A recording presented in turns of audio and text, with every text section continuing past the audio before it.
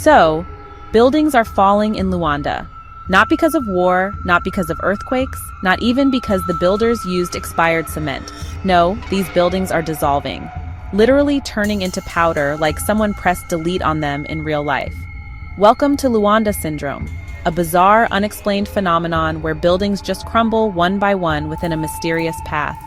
People and property get thrown out, but the buildings, they vanish. Cement becomes powder. No one knows why. Tourists love it. Scientists are baffled, and criminal investigators keep collecting samples that yield nothing, nada. But one person knows something. A little girl named Cassandra hears something no one else can, the mournful songs of the water spirit, songs that grow stronger and more victorious with each fallen building. Is she hallucinating? Or is there something very real, very ancient, and very wet behind these disappearing structures? I don't suppose you want to talk about this, do you?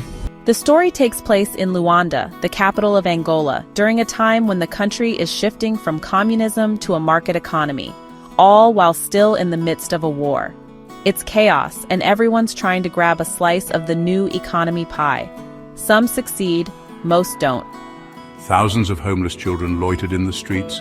Thousands of youth sold and resold things to those that drove past in their cars. Countless numbers of war amputees begged for arms at the market. At the same time, important people had luxury cars with smoked glass. No one ever saw their faces. Page 84. Class inequality is rampant. Corruption is the norm. Public servants steal from their offices. Political parties are formed just to pocket state subsidies. And even the people too poor to steal properly get caught. How's a minor clerk like me going to find an extra source of income? If I had a company car, I'd use it as a taxi. If I was in a government department, I'd ask for a fee to issue a particular certificate or testimonial. Page 77. The poor are so poor that even when they steal, they are poor at it. They get caught in no time. Page 78. Enter Carmina, a hard-working, driven woman, a proud member of the youth wing of the ruling Communist Party, and her husband, João Evangelista. Now João, well, he's got energy. The energy of someone who sits at home playing computer games all day. The computer? A wedding gift from Carmina, which says a lot about both their marriage and João. João, raised in a Christian missionary family, is more of a thinker than a doer, full of thought but empty of action. And the entire story is told from his point of view. While Carmina believes the falling buildings are the work of foreign saboteurs, or the Americans testing out some freaky new tech, João suspects something more, spiritual, specifically the water spirit. You see, there used to be a lagoon where the city now stands, but it was blocked and built over.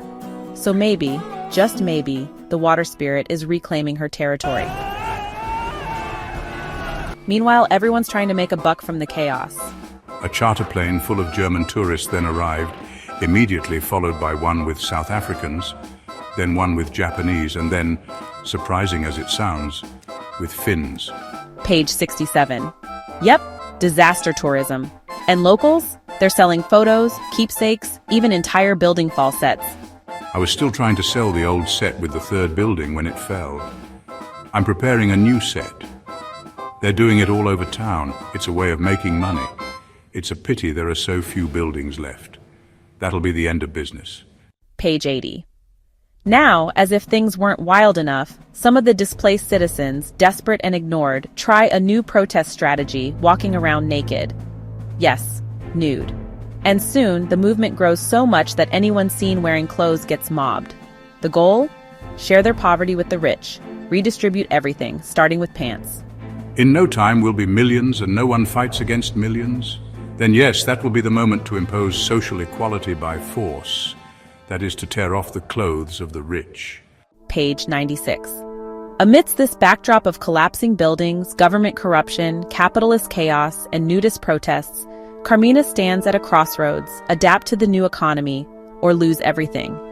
Meanwhile, João continues being João. The mystery of the water spirit never gets a full resolution. Did people realize it was her?